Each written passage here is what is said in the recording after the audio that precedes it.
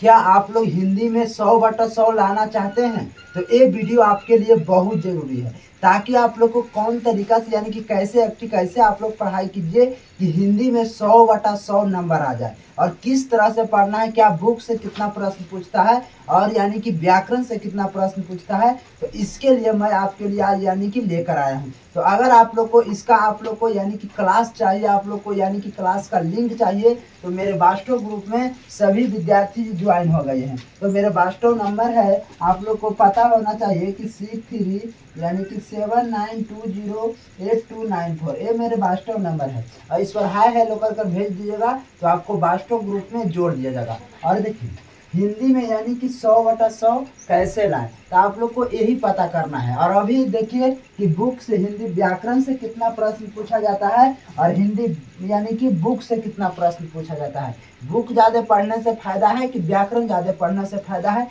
तो इसी के मैं बारे में लेकर आया हूँ। और अगर आप लोग को हिंदी का यानी कि चैप्टर 1 वाला वीडियो नहीं देखे हैं, तो आप लोग जाकर वीडियो देख लीजिएगा, ताकि आप लोग को ऑब्जेक्टिव सब्जेक्टिव से रिलेटेड कोई डाउट प्रश्न नहीं होना चाहिए। तो चलिए चलते हैं, यानी कि हिंदी व्याकरण में कुछ 17 को पढ़ना है। कितना? 17 को। जैसे में भाषा हो गया, वर्ण एवं वर्णमाला हो गया, शब्द विचार, संज्ञा सर्वनाम क्रिया विशेषण। देखिए संज्ञा सर्वनाम क्रिया विशेषण हो गया, और काल हो गया, और वाच हो गया, लिंग हो गया, शब्दों के वचन हो गया, पुरुष हो गया, उपसर्ग और प्रत्यय हो गया, कारक हो गया, संधि हो गया, समास हो गया, शुद्ध और शुद्ध वाक होगा, विपरीत शब्द होगा, पर्यायवाची शब्द होगा, और मुहावरे। यानी कि हिंदी में 17 को यानी कि चैप्टर पढ़ना है। और 17 चैप्टर से आप लोग को यानी कि हिंदी व्याकरण से अगर ऑब्जेक्टिव पूछा जाएगा कि 100 नंबर का ऑब्जेक्टिव पूछा जाता है, उसमें से 60 नंबर यानी कि 60 नंबर है जो हिंदी व्याकरण से आता है, और 40 नंबर का ऑब्जेक्टिव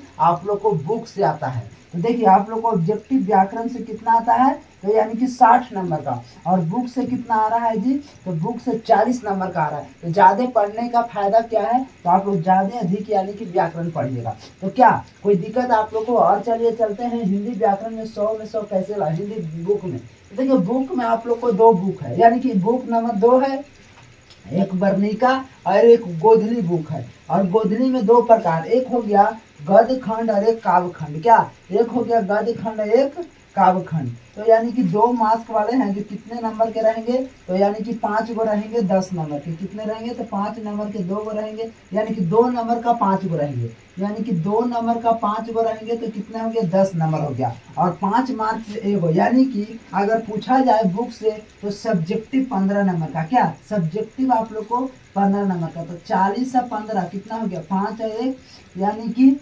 65 नंबर का हो गया। क्या? 65 नंबर का, यानी कि हिंदी बुक से पढ़ने से आएगा। और अगर आप लोग इसी को आप लोग अगर सब्जेक्टिव पढ़ते हैं, 65 नंबर का सवाल पूछा जाता है। और देखिए हिंदी व्याकरण में आप लोग को यानी कि गद्यांश में 20 अंक का। कितना का? तो गद्यांश में 20 अंक का, और यानी कि निबंध में 10 अंक का, और पत्र लेखन में 5 अंक का। तो यानी कि 35 नंबर हो गया। कितना? तो 35 नंबर हो गया, यानी कि 95 नंबर हिंदी व्याकरण से पूछा जाता है। तो हाँ जी, अगर आप लोग यानी कि इसमें से हिंदी व्याकरण से 50 बनाते हैं और 35 सब्जेक्टिव से, तो यानी कि 85 नंबर का टेंशन हिंदी व्याकरण से खत्म हो जाएगा। क्या? अगर आप लोग हिंदी व्याकरण बढ़िया से आप लोग पढ़िएगा, तो आप लोग को 85 नंबर का सवाल यानी कि बनेगा। 85 नंबर के 100 में आप लोग 85 नंबर बनेगा। हिंदी व्याकरण से कितना नंबर, तो 85 नंबर। बाकी बच गया 15 नंबर। तो 15 नंबर लाने के लिए आप लोग 2 नंबरिया 5 को पढ़ लीजिए, 5 नंबरिया एगो पढ़ लीजिए। तो कितना हो गया, तो 85 या 5, 85 और 15 कितना हो गया,